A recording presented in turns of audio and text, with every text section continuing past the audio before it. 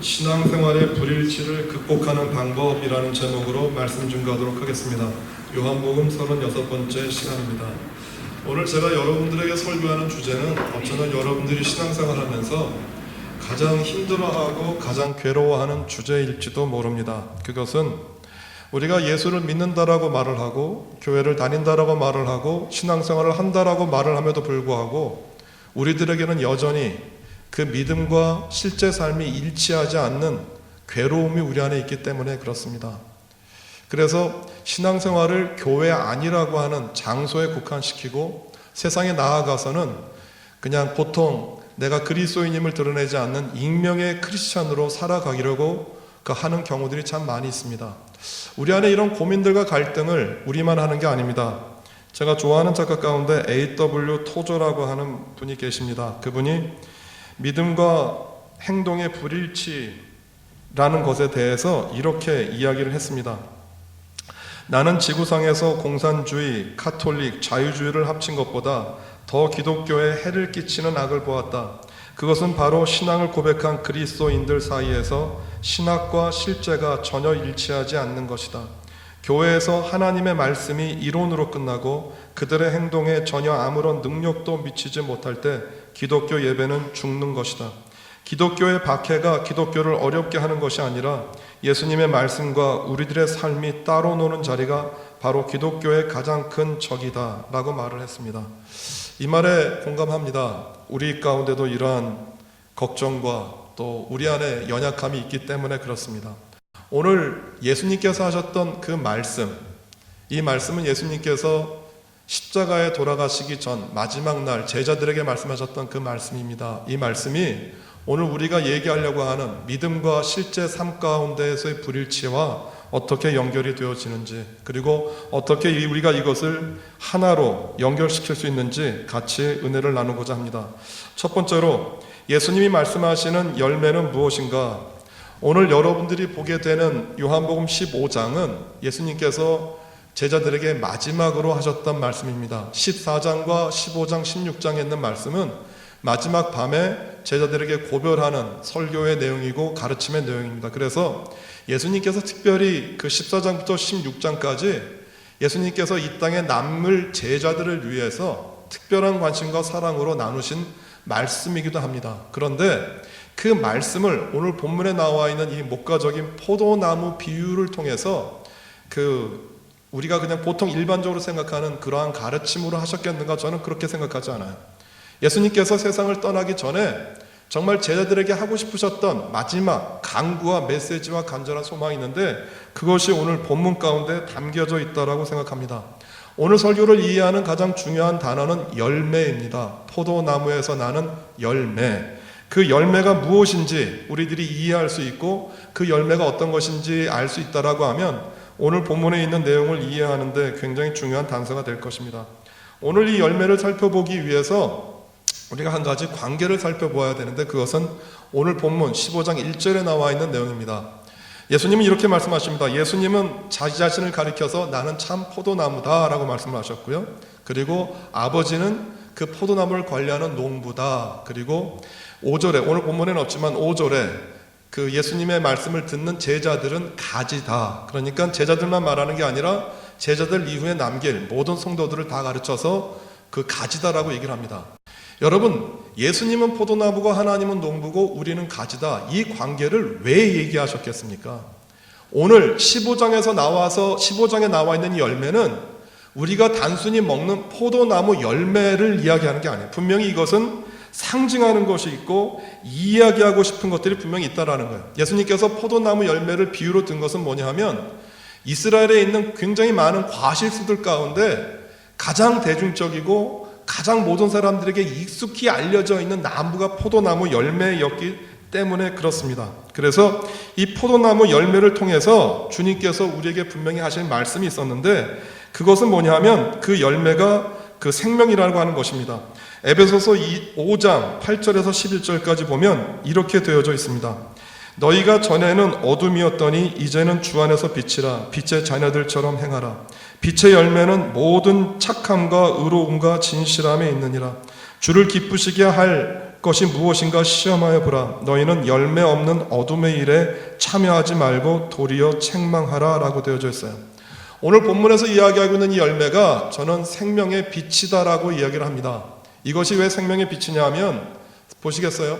예수님께서 이 땅에 오실 때 사도 요한은 그 예수님을 세상을 비추는 빛이다라고 얘기를 하셨습니다. 그런데 그 예수님께서 세상을 비추시는 그 빛으로 예수님만의 역할을 한 게 아니라 이 세상을 비추는 빛의 역할을 누구에게 맡겼느냐 하면 우리에게 맡겼습니다. 그러니까 우리가 이 세상에서 살아가는 삶이 예수 그리스도가 이 세상에서 오셔서 어둠을 비추었던 그 빛과 동일하다라고 하는 거예요. 그런데 우리가 한 가지 기억하고 유념해야 될 것은 뭐냐 하면 그 빛, 이 세상을 비추는 그 빛은 예수님이세요.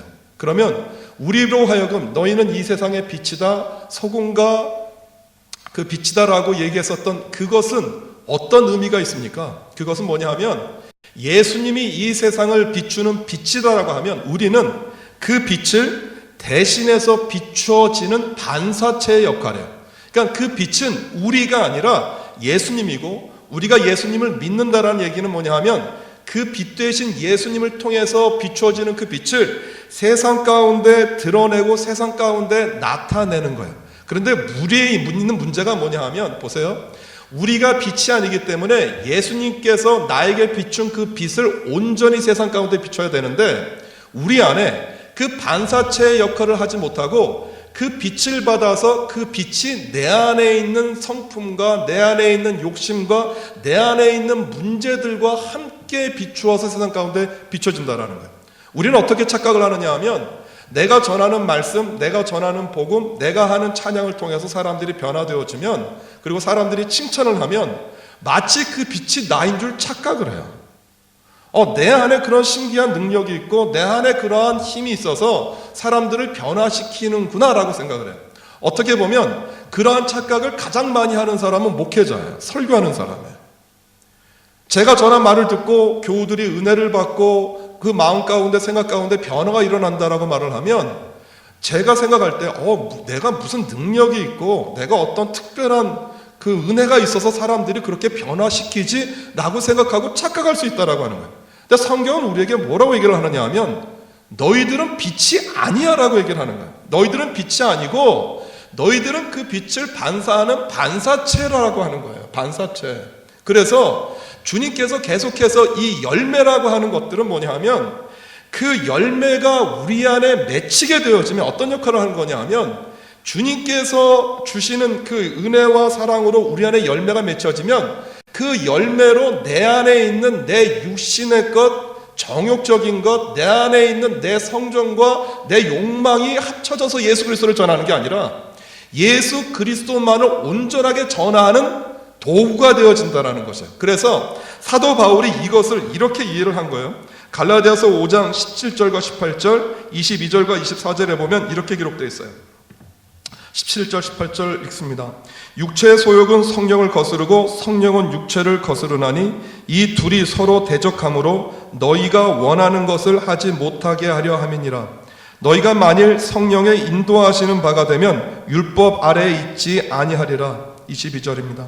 오직 성령의 열매는 사랑과 희락과 화평과 오래 참음과 자비와 양성과 충성과 온유와 절제니 이 같은 것을 금지할 법이 없느니라. 그리스도 예수의 사람들은 육체와 함께 그 정욕과 탐심을 십자가에 못 박았느니라. 사도 바울은 이것을 이렇게 이해했어요. 우리가 예수 그리스도의 빛을 온전하게 비추는 반사체의 역할을 하기 위해서 우리 안에 다듬어져야 되는 성품이 있다라는 거예요. 우리 안에 정리되어야 되는 나의 욕심이 있고 우리 안에 무언가 던져버려야 될 것이 있다. 그것이 오늘 성경에서 이야기하고 있는 갈라디아서 이야기하고 있는 성령의 9가지 열매요. 이 열매들이 우리 안에 들어올 때 내 안에 있는 육신의 정욕과 안목의 정욕과 이생의 자랑을 대신해서 예수 그리스도를 온전히 비출 수 있다라고 하는 것이에요. 그 아침에 오전 예배를 드리는데 일부 예배에서 그런 질문을 하더라고요.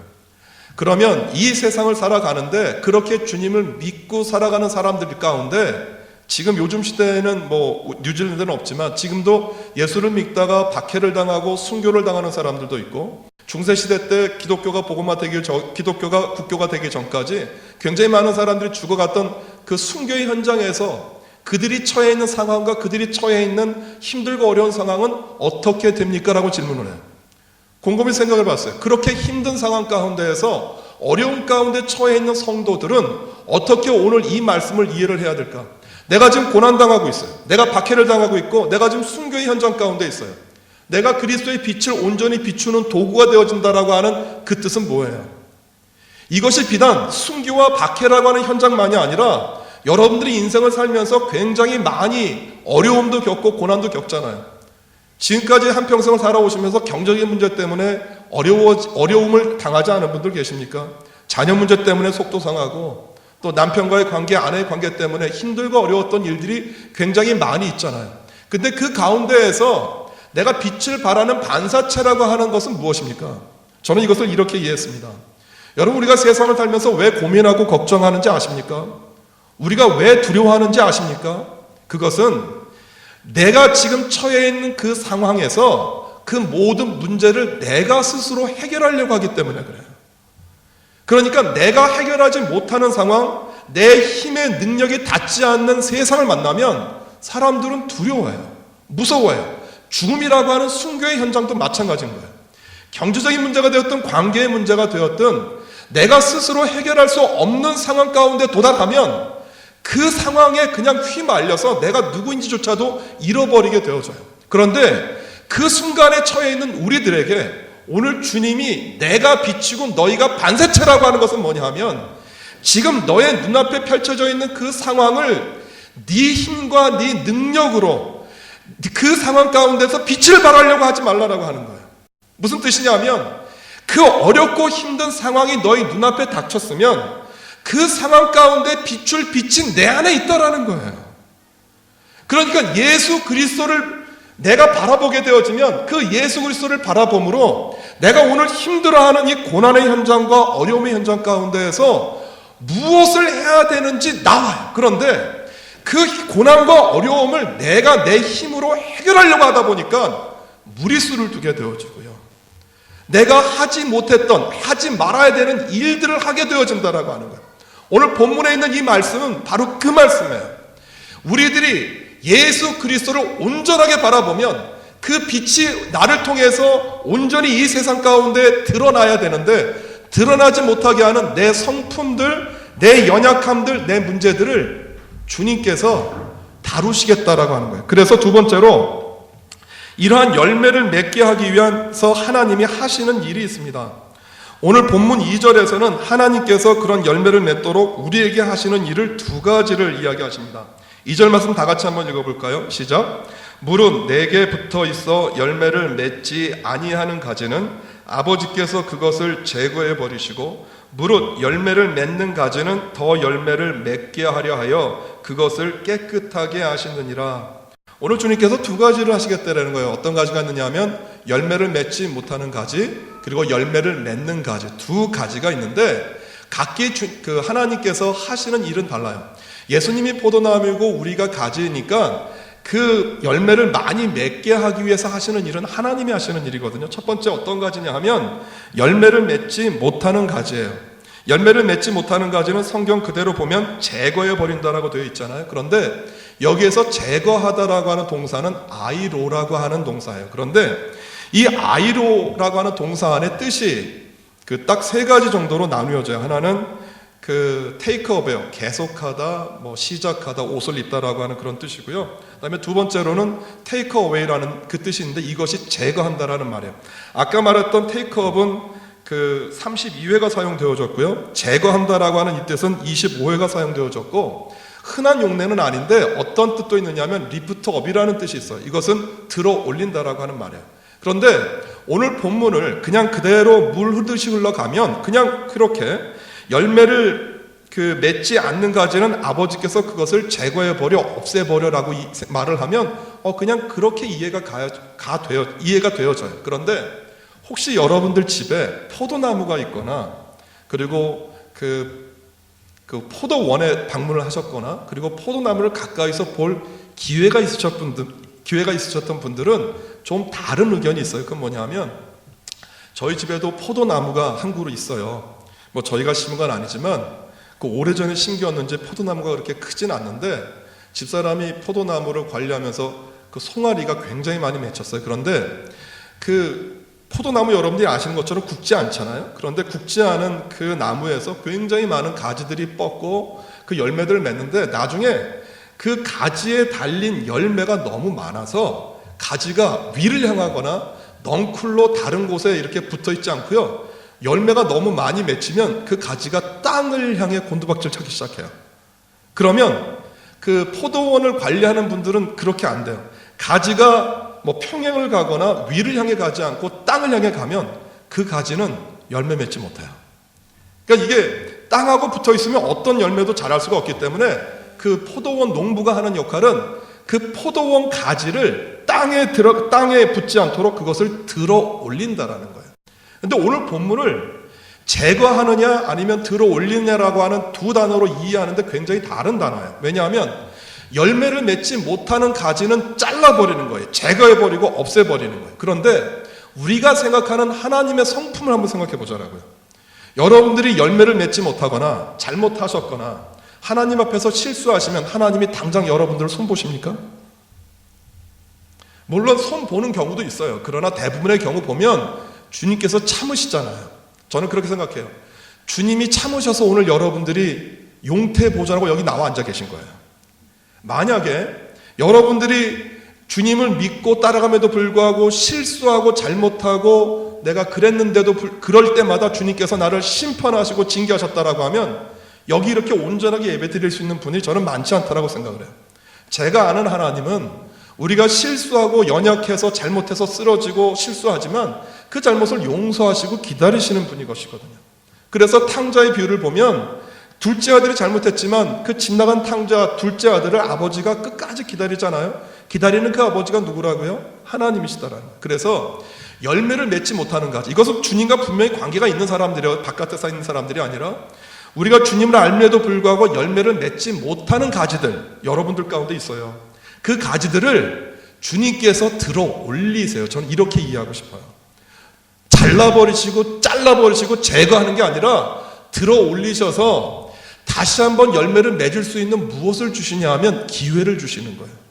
내가 주님 앞에 헌신할 생각도 없고 충성할 생각도 없는 사람들에게 너는 주님을 잘 믿지 않는다라고 혼내거나 잘라버리시는 분은 아니라고 생각을 해요. 우리 안에 공감대를 가지시는데 그것이 하나님께서 하시는 첫 번째 일이고, 그 다음에 두 번째는 어떤 역할이냐면 열매를 맺는 가지예요. 열매를 맺는 가지는 어떻게 하느냐 하면 그것을 깨끗하게 한다라고 하는 거예요. 그런데 여기서 깨끗하게 한다라고 하는 동사가 카사이로라고 하는 그 동사인데 그 성경에 단 2번, 그냥 이 동사 자체로는 2번 사용되어졌어요. 그 히브리서 10장 2절에 그리고 오늘 본문 그 2절에 사용되어져 있는데 그 뜻이 뭐냐 하면 정말 말 뜻이 깨끗하게 하다, 정결하게 하다예요. 그런데 그 깨끗하게 하다, 정결하다라고 하는 것을 어떤 것으로부터 정결하냐 하면은 그 쓰레기 더미, 그러니까 오물에 덮여져 있는 그렇게 더럽고 그런 그 상태로부터 깨끗하게 하는 거예요. 그런데 그 말 그 뜻을요, 오늘 본문 가운데 그대로 적용해 보자라고요. 너희 가운데에서 열매를 맺는 가지는 더 열매를 맺게 하기 위해서 깨끗하게 한다라는 거예요. 근데 그 깨끗함이 오물 가운데에 있는 더러움 투성이로부터 깨끗하게 씻어준다라는 거예요.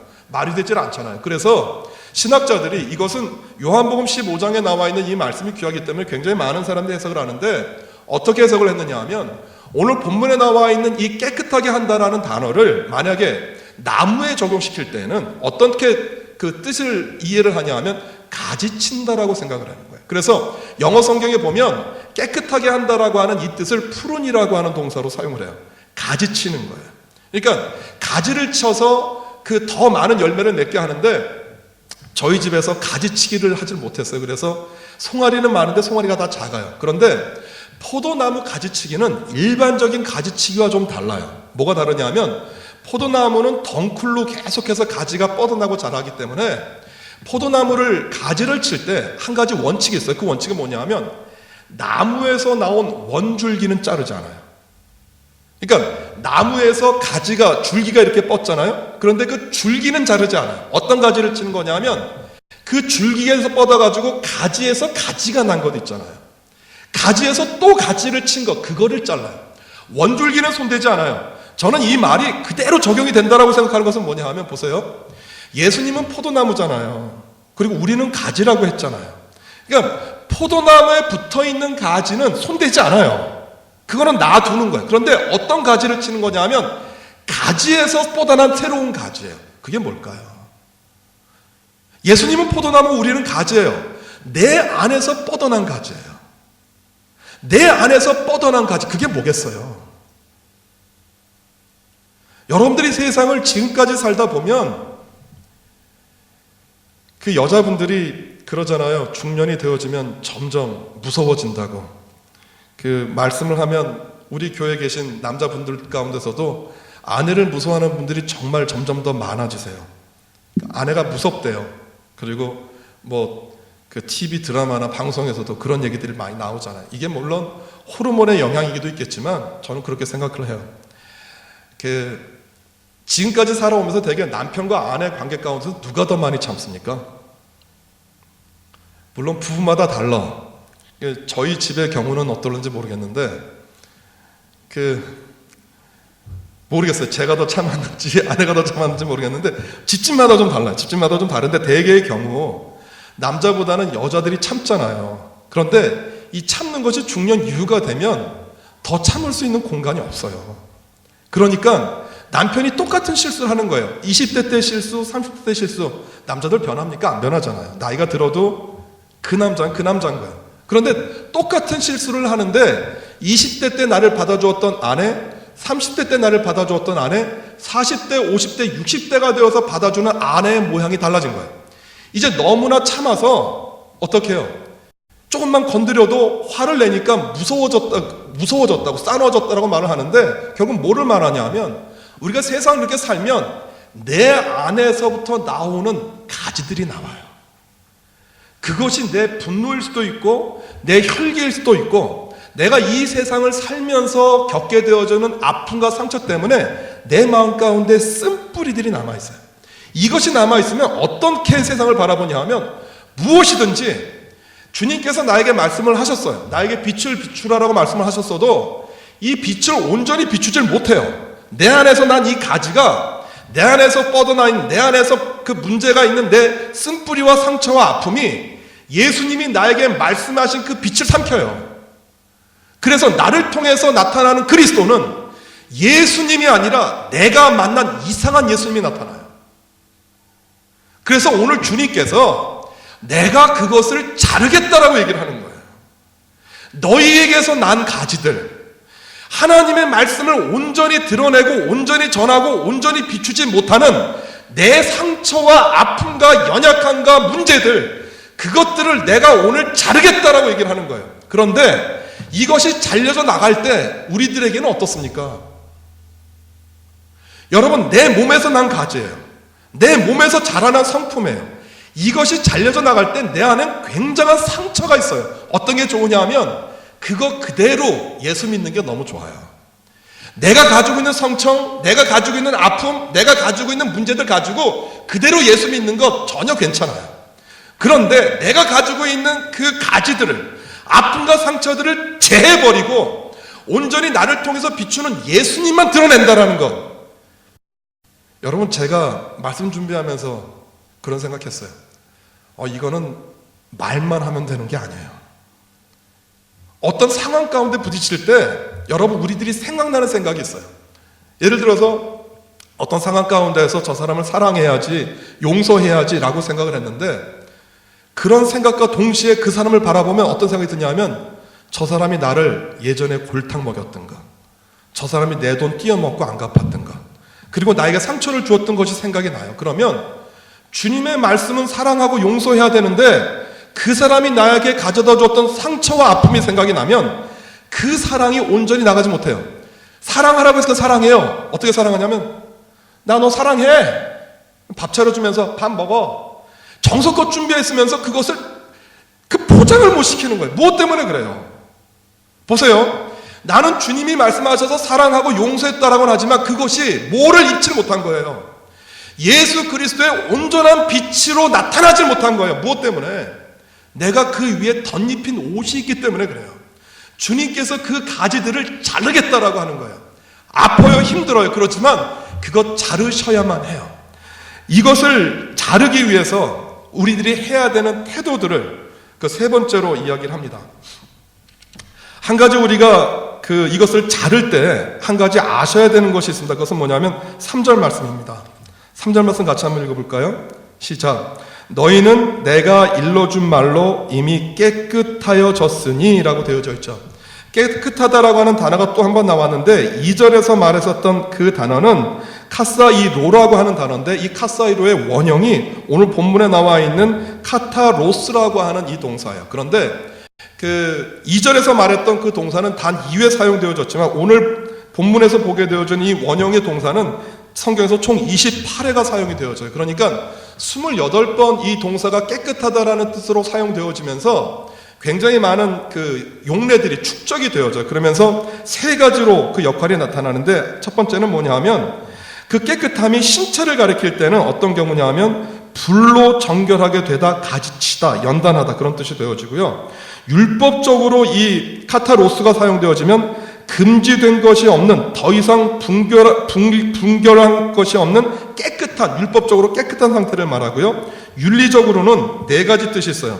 죄된 욕망으로부터 자유케 된 상태, 잘못된 혼합된 것으로부터의 자유, 책망할 것이 없는 순결한 상태, 죄나 흠이 없이 깨끗한 상태라고 하는 것이에요. 여러분 이 3절에서 주님께서 하셨던 이 말씀이 얼마나 놀라운 선포냐 하면 보세요. 주님께서 어떻게 얘기를 하시냐 하면 너는 이미 깨끗한 상태라는 거예요. 너는 이미 깨끗해졌어. 내가 더 열매를 맺게 하기 위해서 내 안에서 나타난, 내 안에서 생겨나고 내 안에서 돋아난 가지를 자르겠다라고 얘기를 했는데 그것을 깨끗하게 전지치겠다라고 얘기를 했는데 주님께서 뭐라고 얘기를 하시냐면 이것은 이미 과거에 실행되어진, 선포되어진 사건이에요. 여러분들이 예수 그리스도를 믿고 예수 그리스도를 나의 구세주로 영접하는 순간 어떤 일이 벌어진 거냐 하면 예수 그리스도가 내 안에 있는 모든 죄와 허물과 잘못과 연약함과 모든 것들을 전부 잘라버리셨어요. 예수 그리스도의 은혜가 뭐냐 하면 내 안에 있는 연약함, 이 상황을 내 상황으로 바라볼 수밖에 없는, 하나님의 말씀을 하나님의 말씀이 아닌 내 생각으로 복게 발 수 없는 그 연약함과 나의 부족함들을 전부 주님께서 잘라버리시고 깨끗하게 하신 거예요. 기억하세요?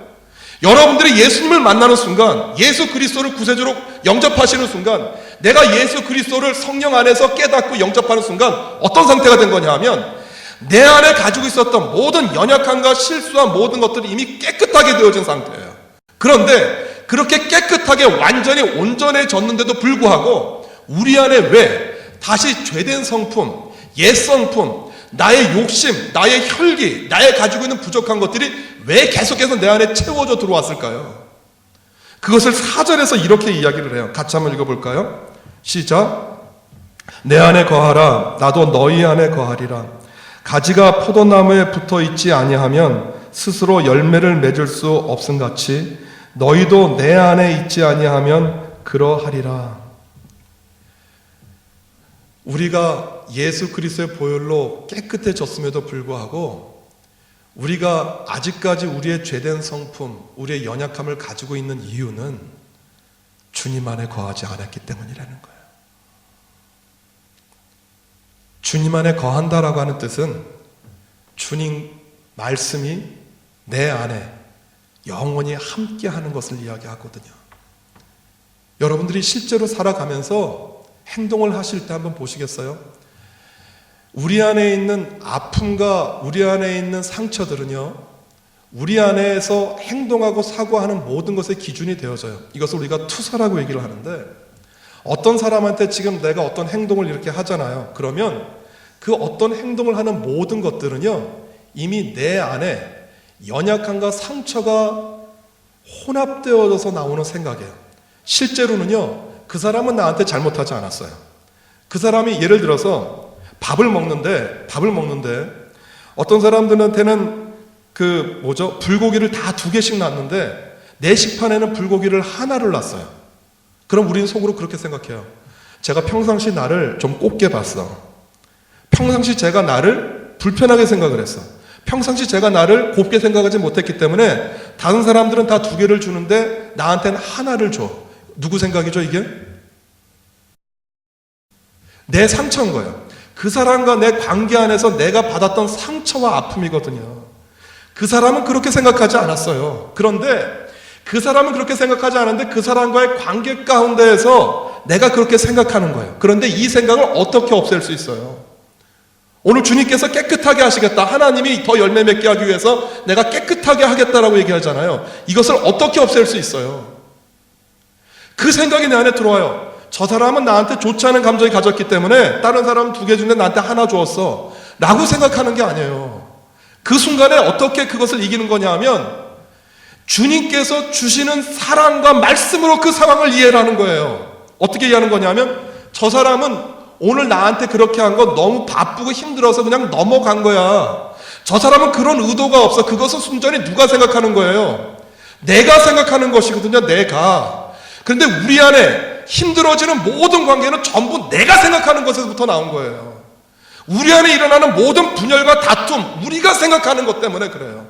우린 정말로요, 실제 생각 가운데에서 하나님이 우리에게 비추시는 그 빛으로만 생각하고 나타내는 경우가 정말 드물어요.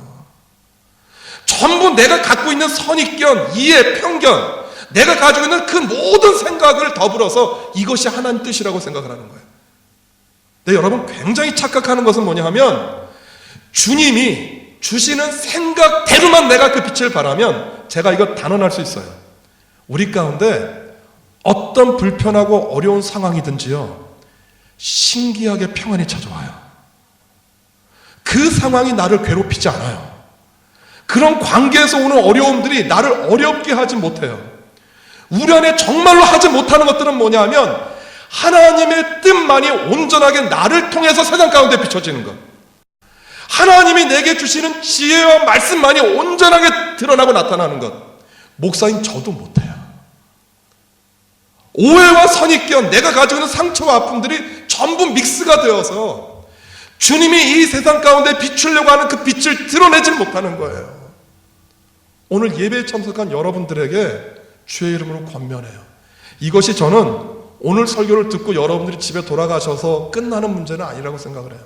어쩌면 내가 예수 그리스도를 믿는 직분이 있고 내가 예수를 믿었던 횟수가 있고 시간이 지났고 내가 예수를 믿는 사람인데도 불구하고 내가 살아가는 삶 가운데에서 그 믿음과 그 신앙이 실제로 내 삶의 현장에서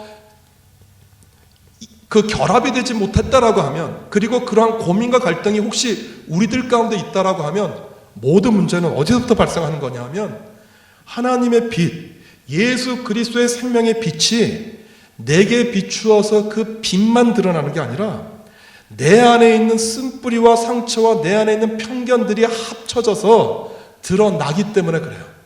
그것이 계속되어지다 보면 어느 순간인가 포기하게 되어진다라고요.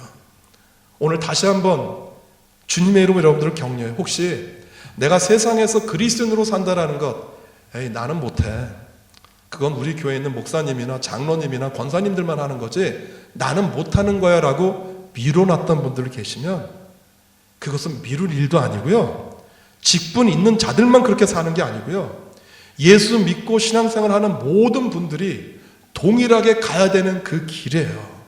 그런데 그 길 가운데 가지 못한다라고 하는 것은 내 안에 있는 내 상처와 아픔과 판단 때문에 그래요. 여러분 이건 내려놓으셔야 돼요. 내 상처와 아픔들, 다시 말하면 하나님의 빛을 가리우는 내 뜻과 내 생각들을 거두시면 그 자리에서 뭐가 드러나냐 하면 하나님만이 온전하게 드러나요. 그리고 그 하나님이 나타나는 현장은 저는 약속할 수 있어요. 평안이에요. 그래서 죽음의 순간 가운데서도 평안이 임할 수 있고요, 굶어 죽는 경제적인 어려운 환경 가운데서도 내가 낙담하지 않고 좌절할 수 있는 거예요. 왜냐하면 나는 당신의 자녀거든요. 난 주님의 자녀거든요. 설령 내가 이 세상에서 죽음으로 간다 할지라도 죽음 이후에 또 다른 삶이 내 안에 있다는 것을 아는 것이거든요. 우리가 해야 되는 일은 그 순간 그 현장 앞에서 나를 비추는 그 빛만 드러내면 되는 거예요. 여러분, 그것이 우리가 이 세상 가운데서 맺어야 되는 열매예요. 열매. 그 열매를 이해하게 하기 위해서 황금 같은 이 시간에 예수님께서 얘기하시는 거예요. 조금 있으면 이 세상을 떠날 제자들에게 포도나무 열매를, 포도를 맛있게 먹어라라는 얘기가 아니라 두렵지, 무섭지, 너희들이 걱정되고 염려되지. 그러나 그 환경 자체에 문제가 있는 게 아니라 나만은, 그 빛만을, 하나님의 뜻만을 온전히 너희들이 받고 깨달으면 그 어렵고 힘든 환경이 무엇이 될 수 있다? 평안이 될 수 있어요. 약속할 수 있어요. 오늘 한 주간, 이번 주간 집에 돌아가셔서 연습해 보세요. 혹시 여러분 마음 가운데 불편함이 찾아오고 오해가 자꾸 되어지고 어떤 관계 때문에 계속해서 껄끄럽다라고 하면 뭐를 꺼내는 거냐면 그 힘들고 어려워하는 내 근본적인 내 생각들을 전부 내려놓는 거예요. 전부 내려놓고 그 상황을 비추시는 하나님의 말씀만 기억하는 거예요. 하나님의 뜻만 기억하는 거예요. 그러면 그 하나님의 생각과 뜻이 그 상황을 이해할 수 있게 바꾸고 그 사람을 보는 눈이 생기게 만들고 그 상황을 다시 한번 새롭게 볼 수 있는 눈이 우리 안에 열려요. 이 은혜가 우리 안에 있기를 바랍니다. 기도하겠습니다.